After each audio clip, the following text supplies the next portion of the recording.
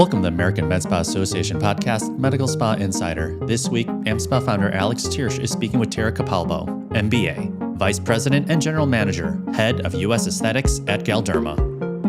Okay, welcome everybody to Medical Spa Insider. Very exciting.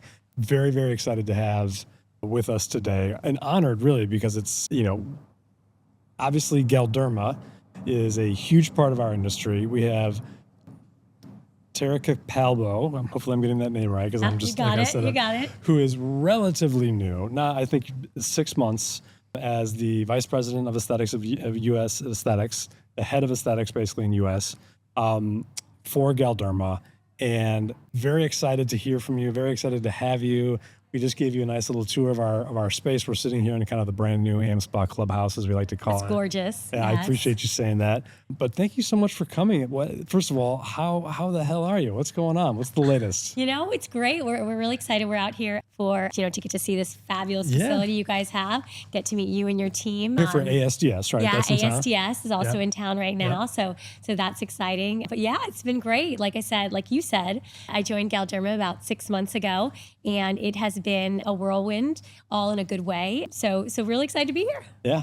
In the 6 months, first of all, you've been in pharma and you worked at Allergan before. Yeah. The 6 months that you've come on, now that you're kind of the head in aesthetics, what's that been like? What's the last 6 months of your life been like? Has it been a whirlwind? Has it been just crazy? It's been great. I think certainly, what inspired me to come to Galderma is I was excited. A lot of people I already knew. They had been either at Allergan in the past, or I just knew them, just from the overall industry. So I knew I was joining a team of really great people. I love the products that we have here at Galderma. And so certainly that has been fruitful, coming over and getting to work on these brands. But I think it has been such a great whirlwind. Galderma is a really exciting company because it's not too big and not too small, right? We're big across 90 countries. We have about 7,000 employees worldwide. But when you think about kind of how we work in the space, it's really, a lot of people putting their great minds together, rolling up their sleeves, working very closely with our providers to figure out how to get the word out and how to do the right trainings to support practices and their patients. Yeah, you mentioned before we went on, we were chatting, and you mentioned the word scrappy. You guys are scrappy, and it's a good word for it. You've got you have such a great reputation, and it's obviously such a growing industry, but it's different than your time at Allergan, I imagine. Yeah. Just in terms of scope and everything. It's got to be fun though in a way. Yeah. Well, I think what we were talking about before too is just business to business selling, and how in we are such partners to, our providers in terms of how are we, dealing with the, what's going on right now with just the overall market landscape, and how to make sure that we can successfully, think about ways to draw new patients in, and successfully think about ways to train across a different portfolio of different products so that people have the best outcomes. So I think that's what's really fun. It's not just about the clinical data supporting our products, which I'm very used to, but it's really around how we partner with practices to ultimately be able to provide the right kind of support, the right kind of training, the right kind of direct-to-consumer initiatives, and all of that it takes to keep the whole industry healthy. Yeah, and you have a background on the marketing side and with the therapeutic side of pharma, and now you're moving over to aesthetics. What's that been like? I know you obviously know about it being. I'm a user of aesthetic products, right? A lover of Dysport and certainly the filler portfolio. And so I think what's been really fun is it's a really fun place to be, right? In that I get to use the products myself. It's also a very fast moving. It's a very I think the ability to, because social media is such a mainstream component to how people find out about aesthetics procedures, new options. I think being able to stay on the front of that, get the right information out, work with, again, providers, as well as our incredible marketing team on how to play that in the right way has been certainly fun and challenging. But I think that's a big difference as opposed to coming from like the therapeutic side. Yeah, for sure. Yeah. You get to play in different sandboxes. Yeah, exactly. Things, It right? is. It's so multifaceted in terms of what you do every day. It's, again, the clinical selling, but also the business to business selling. And it's the, and then, I'm talking about selling here, but then it's really around how are you training for the right outcomes? Because ultimately that's the, holy grail. Yeah. What's your astrological sign? Aries. Okay, I have no idea what that means. It's fire child. Okay. Yes. I just ask it to everybody. You because do, this is yes. one of the things that I ask. No idea what it means, but I think it's going to be great for Galderma. I love it. I do too. Yes. Thank you. What are you most excited about? You come on. Yeah. You've been here for 6 months. There's enough time to get your feet wet, to get going. Yeah. But really, it's also, that's about as much time as it takes to just kind of walk in the front door and just take a look around the house. Yeah. What are you excited about as far as what's to come? Yeah, so I think certainly, before I came to Galderma, they had already started investing. What I'm really excited about, you probably have heard all about GLP-1s and what a major... What are those? Yeah. But we know that there are, 22 million Americans now on GLP-1s. And so I was really excited because as we think about just some of the dynamics within the marketplace right now with less patients coming in more often, traditional aesthetic patients coming in more as often. So patient visits are down, frequency. They're getting the same amount of product when they go in, but they're just coming in less regularly. New patients are down. And so this GLP-1 phenomenon has been really interesting because certainly a lot of patients are coming to med spas to get these GLP-1s. And so this was something that Galderma, saw and we were the first to put together a phase 4 study to look at how our products could work with these patients who were experiencing some of the side effects of these GLP-1s in the facial volume loss, the skin laxity, all of that.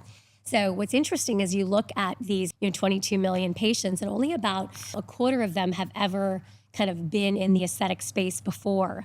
So the opportunity to make them aware of, aesthetic procedures as a way to continue their journey and to offset some of the negative kind of consequences of their rapid weight loss was really exciting to actually have the data to go out there to present. And so when I think about what I'm most excited about, it's being on the forefront of that, being the first company to kind of invest in that science-backed data. That's awesome. And then because you have a study on GLP-1s and aesthetics. What's that called? I looked at it before I jumped on. It was very interesting, I have to say. First of all, I didn't realize, I think GLP, the weight loss medication market is like $100 billion. Yes. Yeah, it's huge. It's insane. Yes. Mm-hmm. And so you have these patients, and again, they're super excited about the weight that they've lost, but are surprised by just what their face looks like after that rapid weight loss, right? It has having nothing to do with the drugs, but just again, it's the rapid weight loss that causes it.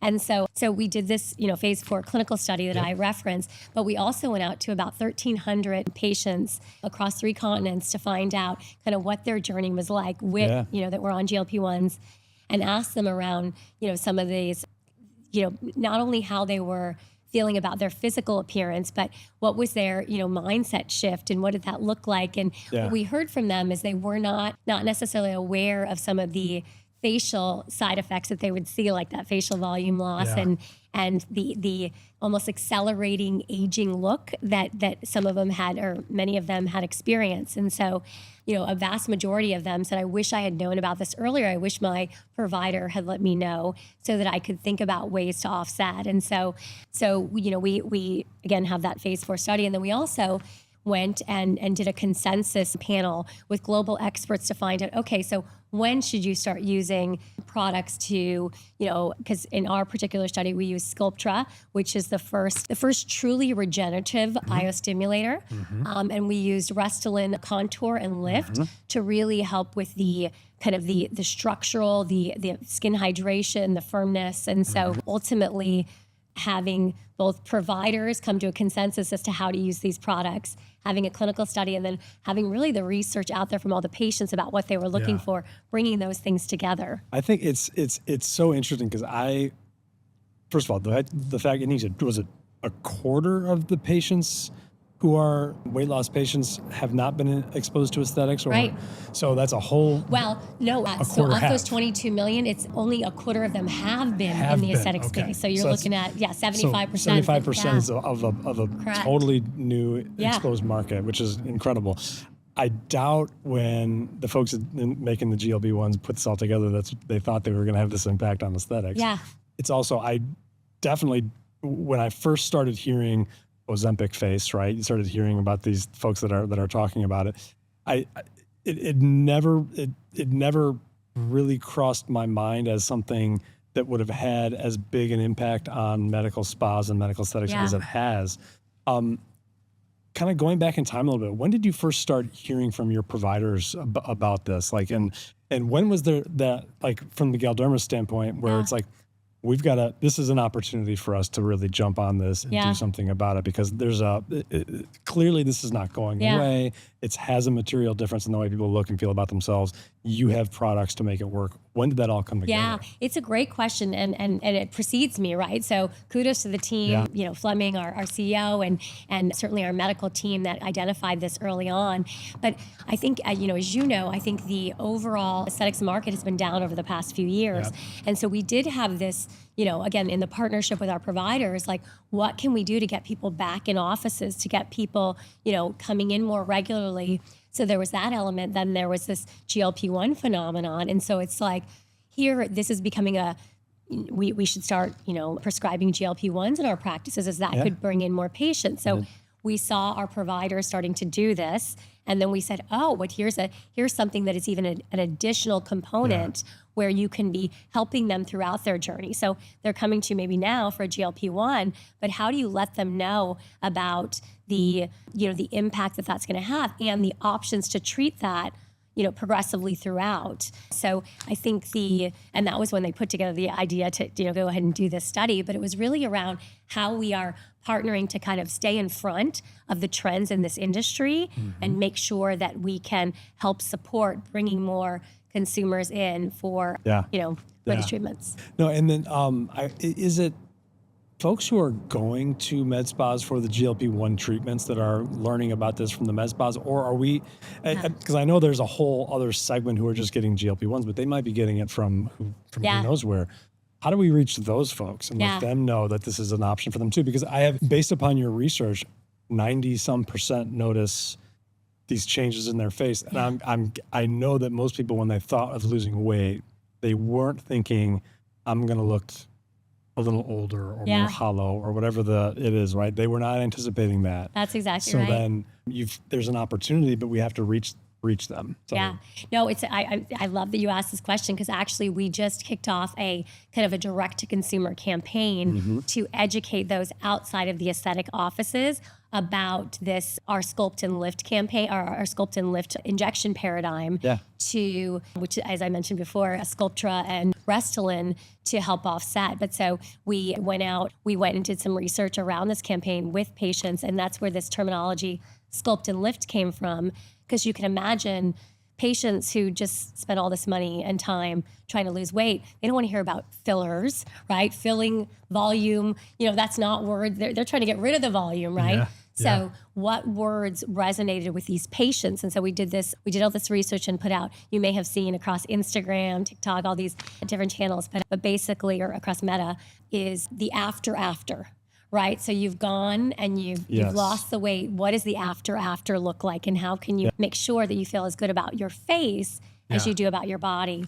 And so we were able to, from our clinical study, more than half of these patients, well, actually more than 80% of these patients were so excited about the outcomes once they got Sculptra and Restylane to offset that facial, volume loss, the sagging skin, the lack of firmness, and so the ability to go out and, again, to your point, educate outside of the providers' offices to tell them to come in to these offices to ask about the Sculpt and Lift was the goal of the campaign. And we're seeing great traction. Again, just kicked it off last month. So that's very exciting. new, but That's awesome. So tell me about the clinical trial, though, because it was with patients who had used GLP-1s. Correct. And then were provided with your paradigm, I think is what you called it. Yeah. Or Injection paradigm. Yes, exactly. Paradigm. What was like?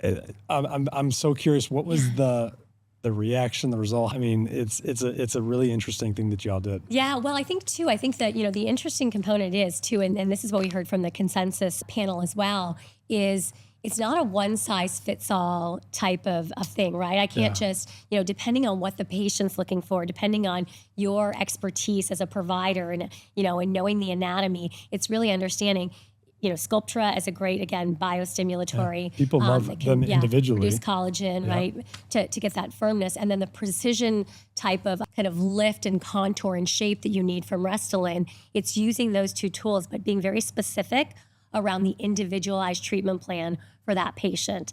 And that's how the study was done as well, is, there were certain time frames, right, 4 weeks, 8 weeks, that you would inject these patients, but it was really based on the needs of that traditional or that specific patient. So I think that's the key piece, and that's how you avoid overfilling or, leading to outcomes these patients don't like, is really understanding what their desire is, understanding how these product works, and looking at the study for, again, tips and tricks as to how to best lead to those good outcomes. Well, what did the patients say? I mean, I know there was... So the patients too, I think it was, I remember like 86% were like, I feel much more attractive. Yeah. I feel like now, my face is in line with how the confidence that I have around my body.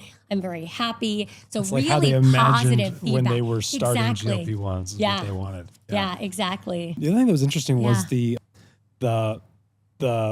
interplay and the question around when you start the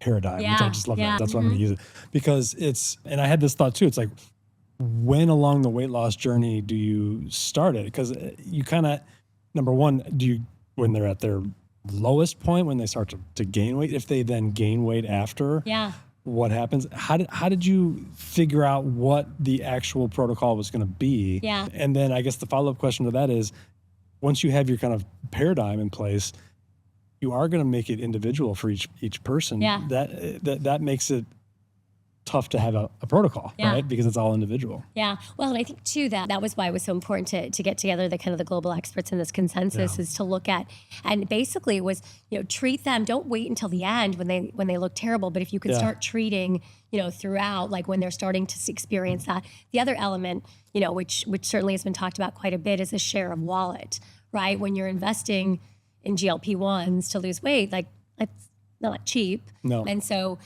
how much more share of wallet do you have to be spending on, aesthetic treatments? And so that's why it's important to kind of let patients know early on that this is an option and figure out what that package could look like throughout. And I think, a lot of providers are doing that, basically putting together these packages that allow people to think about it thoughtfully, how they phase out the treatments throughout. I did have that thought too, because it does become, all of a sudden it's like, okay, I got done with my weight loss journey. You also have to watch out. You have your labs. You're trying to maintain your lifting weights, whatever it is. Yeah, exactly. That's very true. But then all of a sudden it's like, well, now I gotta do what? So it's like, it's part of this becomes a conversation at the beginning. Yeah. Like, how do you package it and present it at the beginning? But I think that's absolutely right, how you kind of let them know at the beginning. But then there was, so the study, we looked at these patients 9 months later after they started, after they get their first injection. And what we found is, again, more than 80% of them were still very happy with the results. So I think that's another piece of it, awesome. Knowing that when you start and then 9 months later, they're not getting, they're not getting the treatment so that was the longevity of kind of the results that they saw. Yeah. They were still happy with that. Yeah. I think it's great. I mean, it's in a way, people have questioned. I've gotten this question from reporters and investigative reporters, like, why are med spas doing GLP-1s, right? And in a way, it makes perfect sense, right? Because med spas, medical aesthetics is really going towards whole body wellness, right? And this brings it all together under one roof. Yeah. There can be multiple providers. It makes it accessible, right? And yeah. So I think it's really cool. I think I'm quite sure that many of us in the industry did not quite realize this was kind of one of the unintended side effects GLP-1s came about. Yeah. I mean, did you imagine this was going to be what you're going to be focused on right when you No, first and started? like I said, I just got so lucky that I joined the company and they already had this data again, that just recently got accepted for publication, and to have all of this and be able to launch this direct to consumer initiative, I think it's really exciting again, because it allows us to be at a part where we have the science backed, insights to be able to, again, partner with providers in what is kind of a relatively new phenomenon. Yeah. And what have the providers, what's their reaction been on? I think they're excited. I think that since we launched, so obviously we have the assets in the, social and digital space, but then we also have the, pamphlets and offices, and these patients are able to see and kind of pick it up. And actually, we did a media event in October, and we had one of the patients, actually our model for the campaign is a GLP-1 patient who lost about 45 pounds from the GLP-1s. And, she looks like a model, so it's funny that she wasn't a model before this whole thing. But she basically, talked very personally around everything you kind of heard me say, but around her experience and how it was so fantastic to be able to get the same kind of confidence in her overall appearance. Because she said, I looked so great, I was so happy with that, but then I still was embarrassed around, how I look so old all of a sudden. And so for her to be able to say that. And so anyway, she's highlighted in our campaign. She's the patient on the front of the brochure. And so that's been fun. And so we have had providers be very excited around the materials that they can have in their offices, and then help people and their office staff, et cetera, be aware of this so that they can proactively bring it up earlier in the patient journey as well. This may be a stupid question, just because I'm a dumb recovering lawyer, but is the effects of GLP-1s, does it really manifest primarily on folks who are older, or can it also manifest on folks who are younger who are just doing the treatments? Yeah, I mean, honestly, my understanding is, and I'm not a scientist either, but my understanding is it's really just from the rapid weight loss. Certainly, the older you are, I'm sure, because you have less collagen and less elastin in your skin the older you get. So certainly, I'm sure it's more pronounced when you're older, just because, again, less collagen, less elastin. But in general, that rapid weight loss, even younger patients, they experience kind of sunken eyes, the gaunt, hollow cheeks, and again, that skin laxity that just happens with the rapid weight loss. And so the skin laxity part happens with rapid weight loss. Yeah. So it's the rapidity of the weight loss. And it's got to be, I can see where that would be a real, I want to use the word mind. We can go ahead and edit that out if you want. But that's kind of what I think, because it's like you lose this weight and you want to feel and just go out and like kind of celebrate yourself. You're so proud of yourself. But then you all of a sudden you look in the mirror, or you have someone, God forbid, tell you, like, a significant other. It's like, like you look, you really look like old, and it's like, and nobody wants to hear that they're old, right? So it's really, I mean, there's so much to unpack there, and I think the fact that there is an option out there, I think is really cool. So I mean, kudos to you guys for. I know, I'm excited. We're very excited. What else is going on at Galderma? Anything else like from the? What's the secret that you can divulge? The secret that I can divulge, I think we're really excited as we look into 2026. We have some exciting launches coming up. And so certainly the team is working very hard to plan for those. And I think always when I think about, again, why I was so excited to join Galderma, is just that focus on innovation and bringing continuous pipeline to market. And so both in the rest and the filler side of the house, as well as we hope to bring a new toxin to market as well, new neuromodulator. That's awesome. So that's exciting. It's very exciting. And then, I did want to touch on Gain. Yes. Because incredible program, such an incredible reputation. Yep. And really, I'm always blown away whenever I talk to folks about Gain. They love it. What's that been like, getting to know that and getting to know some of those trainers and the providers, and what can you tell us about kind of what's next with them? Because I know you've added the Gain business. I'm so glad you asked, because this is another piece too, that I was so lucky to get to join a company that invests so heavily in the training, because we know that that's what's so important, especially when you think about fillers and outcomes, is how are we training to basically be able to look at the anatomy and really understand the best filler to use where, and the best, how much to use. And so the company, again, prior to even to me coming, has always, invested in this game platform. And I want to say, I'm trying to remember the numbers, but I think we trained around, God, I'm gonna butcher the number. So if I butcher it, I'll make a note. But I want to think we trained around 16,000 people last year in Gain. And it's just such an incredible opportunity to be able to get folks that have been doing this for a long time with those that are newer to practice and make sure that they understand the tips and tricks. And then certainly as we think about some of the new, I mentioned we have some new fillers launching next year, some new indications. And so we are planning to do a big live event again to bring these folks together because, again, it's such a critical component of ensuring the best outcomes for our patient and the confidence, right? The confidence in providers as well. For sure. Yeah. I'm always curious also, because Galderma obviously is international, and I've had some conversations with folks from Australia recently and Korea. What's your thoughts of what happens in Europe and overseas versus what happens here? I mean, I'm always curious about the development. I mean, the FDA approval process is a little bit slower. Yeah. What do you think is kind of next? Are there things happening over there that we can expect to come here yet, or what? Yeah, it's a great question. I think that certainly with the FDA rigor, not such a bad thing, right? And so in terms of people feeling good about the pharmaceutical products and even the med device products approved here, I think I like the fact that we have the kind of rigor that we do. It's not a bad thing. And so I think even going back to your question around Gain, right? I like you get the products approved, and then there are certain requirements from an even FDA standpoint in terms of people being able to use these products, and as there should be. So I think certainly in some of the other aesthetic treatments, maybe not the pharma or med device, but some of those other ones, they'll infiltrate. We see that. But ultimately, I think certainly it'll always be a little bit slower here because of that. It is rigor. Yeah. Well, this was awesome. I really appreciate you coming by. I'd like to ask this sometimes. Most of the time I forget, but I did not this time. Yeah. What is the latest binge watching series you've put on? Oh my gosh. You know what? I am such a nerd that I don't even have a binge watching series. I would say the last one was probably Yellowstone, because I'd be like on my computer in bed, and my husband would be watching, and I'd be like, what is it? What does he do? Oh my God. So anyway, I got to get into one. That's a goal for 2026. I'm going to find one. Yeah. Okay. I like it. Yeah. What about you? One I recommend that we just happened upon is The Diplomat.